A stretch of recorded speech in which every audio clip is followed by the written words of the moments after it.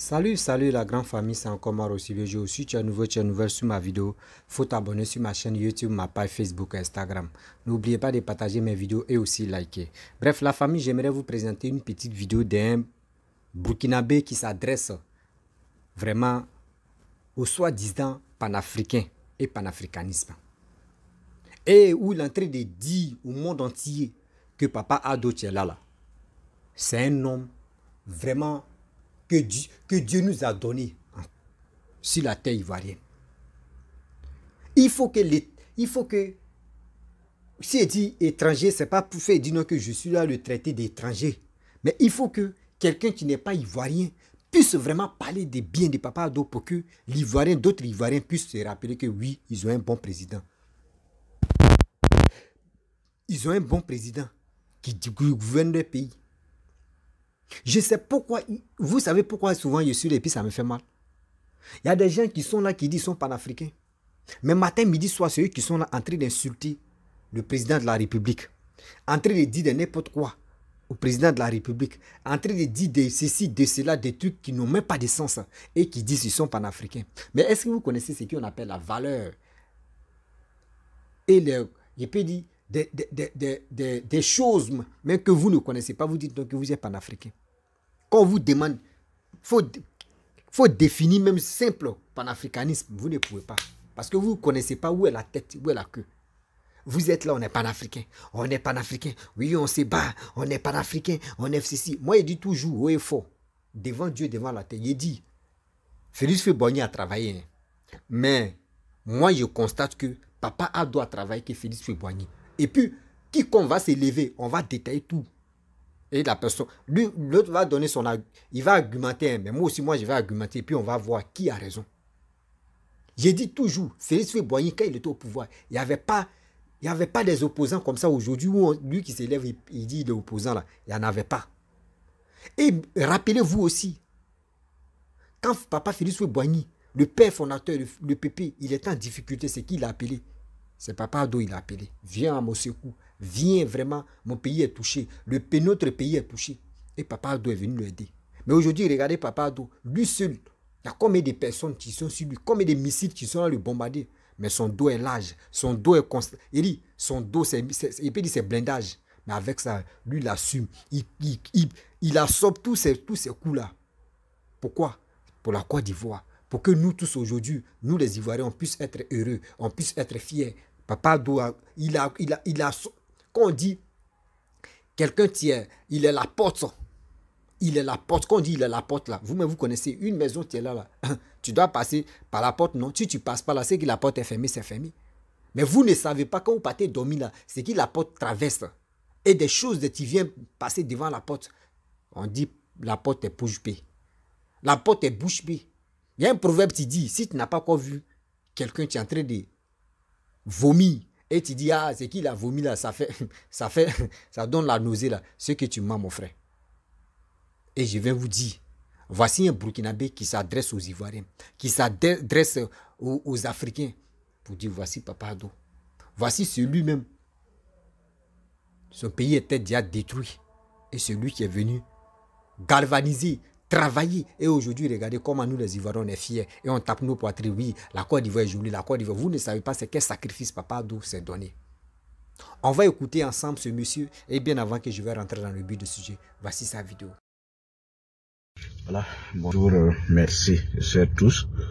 Ce matin, je voudrais rendre hommage au président de la Côte d'Ivoire, monsieur le président Alassane Dramane Ouattara. Et voici un président qui arrive à la tête d'un pays en guerre plus de, je dirais, 10 ans.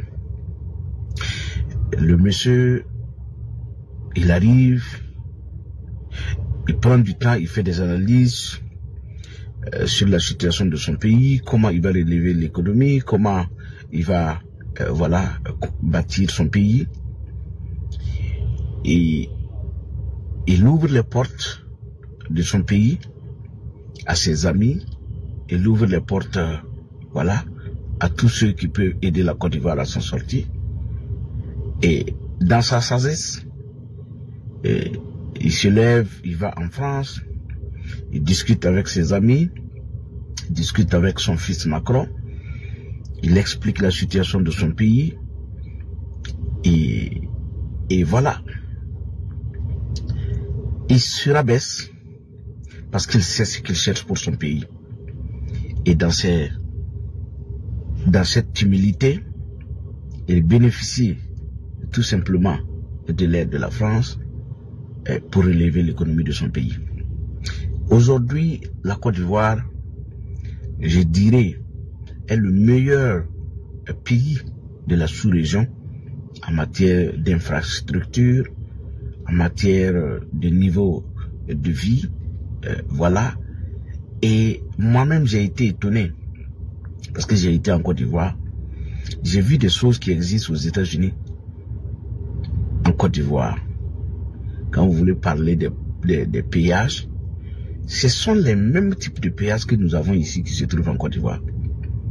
J'ai vu encore la technologie est à un niveau que je ne saurais expliquer. Parce que c'est en Côte d'Ivoire que j'ai vu les photos, c'est-à-dire les appareils qui flashent la vitesse, l'excès de vitesse et le fait de stop. C'est en Côte d'Ivoire que j'ai vu ça. Pourtant, dans la sous-région, je ne vois pas. Ça n'existe qu'ici, j'ai vu, c'est aux États-Unis ici que moi j'ai vu ça pour la première fois. Et c'est en Côte d'Ivoire que j'ai vu ça, un peu partout dans les rues. Voilà, il y a la sécurité, les caméras sont là. Donc, aujourd'hui, quand moi je vois des gens s'en prendre au président Alassane Dramane Ouattara, le traiter de tous les noms, oui, il est à la solde des Français, voilà, c'est pas un panafricaniste.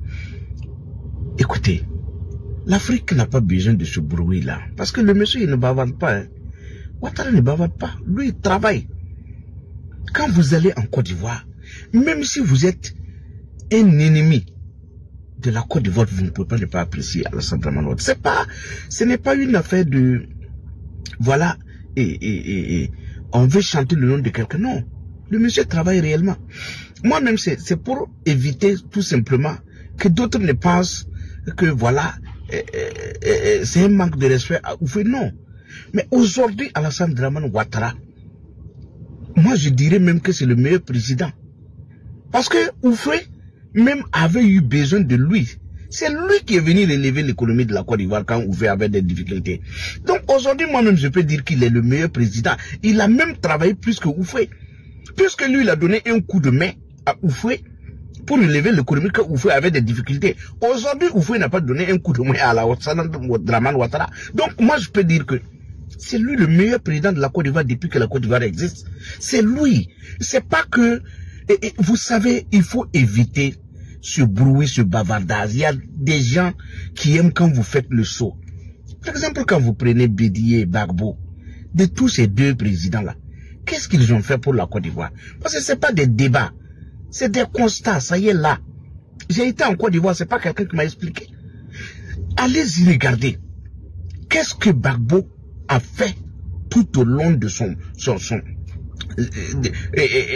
parcours là? Qu'est-ce que Gbagbo a fait à la tête de la Côte d'Ivoire pour le pays?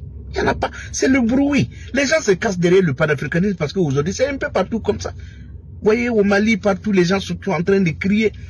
D'autres même vont s'asseoir sur des plateaux télé, dénigrer Ouattara, comme si celui-là, il n'arrive pas à résoudre le problème des Ivoiriens.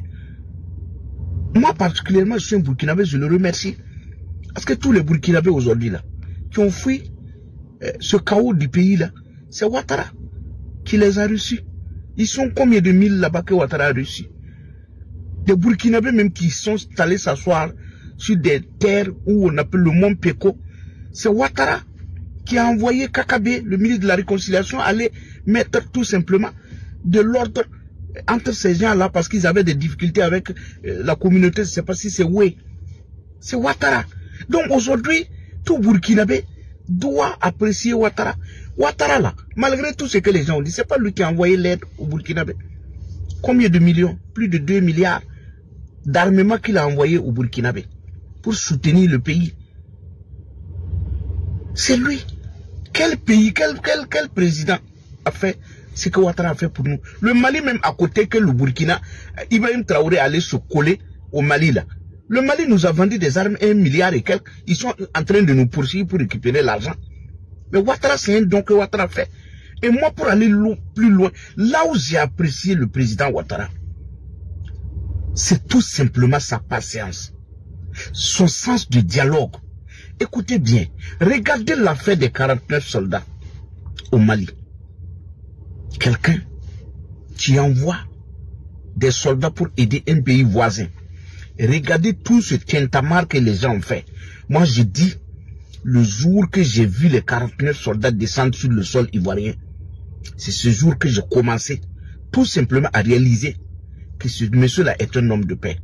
Regardez, des Ivoiriens même, tous les jours vous regardez sur Internet, des Ivoiriens même sont allés se coller au Mali pour dénigrer Ouattara, pour insulter le président, pour mettre des bâtons dans les roues de Ouattara. Ouattara a gardé son sang-froid. Il a passé tout le temps à tourner pour chercher là où on peut avoir le dialogue. Il allait un peu partout, aller jusqu'en France, envoyer des émissaires partout pour pouvoir s'entendre avec le Mali, trouver une issue pacifique. Ça aurait été quelqu'un d'autre. Cette relation avec le Mali était foutue. Le monsieur a gardé son sang-froid. Des artistes même ivoiriens se sont levés, aller faire des chansons. Vous voyez deux pays qui sont en train de discuter pour que soit allés de l'autre côté chanter pour Assimi Goïta pour faire mal au président Ouattara. Il n'a pas réagi. Il a gardé son sang-froid. Moi, le jour que j'ai vu Ouattara à l'aéroport en train de saluer les 49, les jeunes soldats descendre, j'ai failli verser des larmes. Je vois un monsieur qui fait tout pour relever son pays, qui le relève d'ailleurs, et il y a des gens à côté qui passent tout le temps à dire du n'importe quoi. Gbagbo là, qu'est-ce que Gbagbo peut faire même pour la Côte d'Ivoire aujourd'hui? Rien. Ouattara a déjà tout fait. Tout. Ce n'est pas une haine, ce n'est pas non. Moi, je suis un Africain parce qu'aujourd'hui, je me permets de parler de la Côte d'Ivoire. Parce qu'il y a des Ivoiriens qui parlent du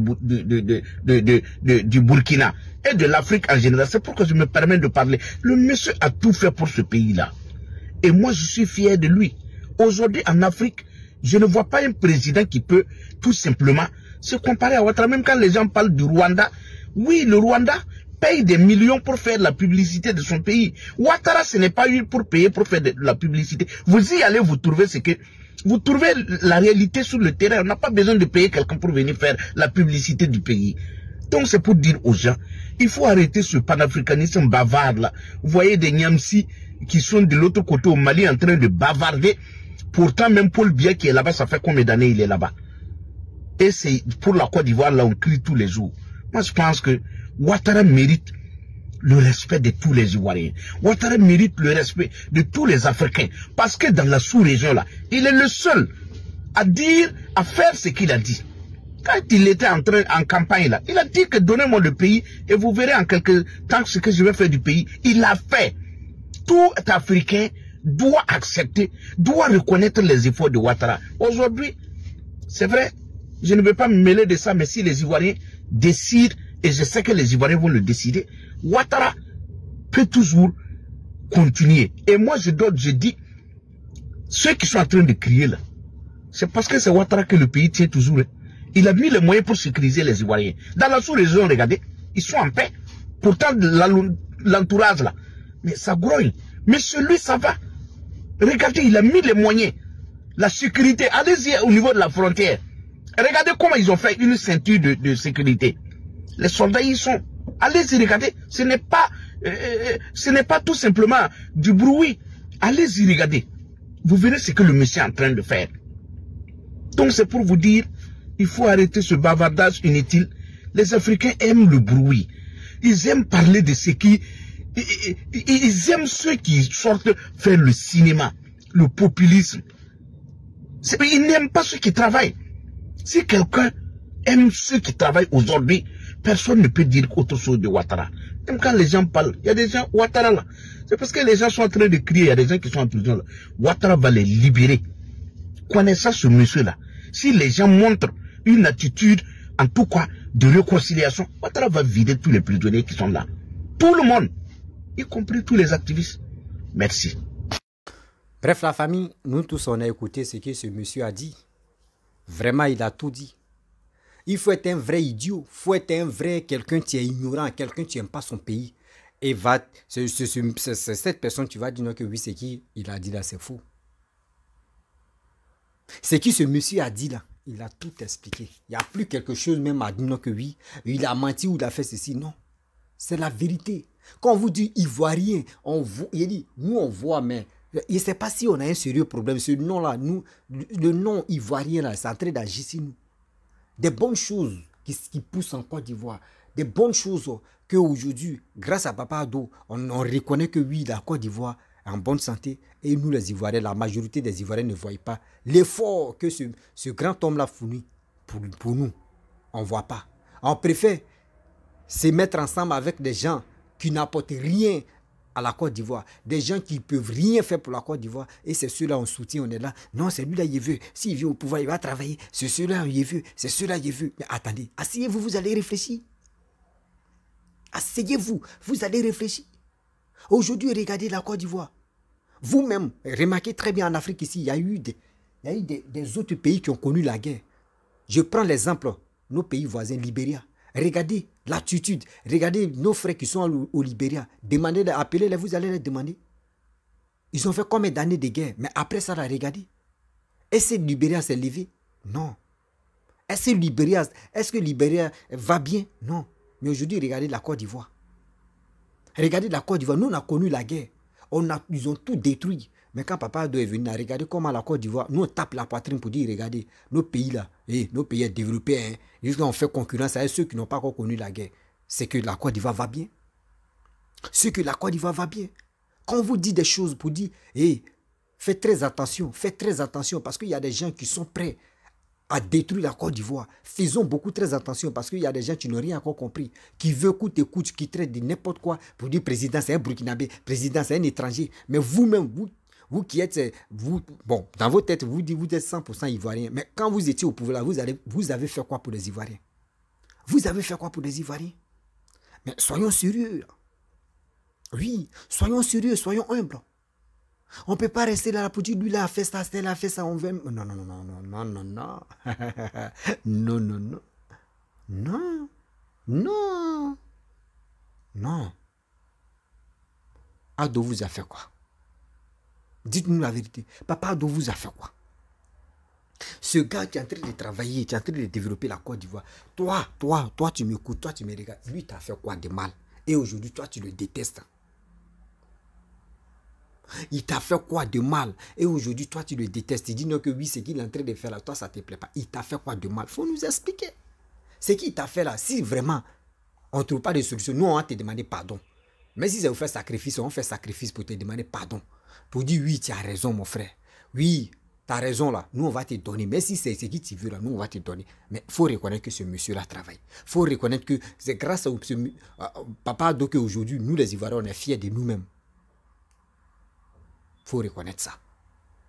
Il faut reconnaître ça un jour. Il faut reconnaître ça toujours. Mais vous, c'est pas ça. On voit des gens qui disent qu'ils sont panafricains.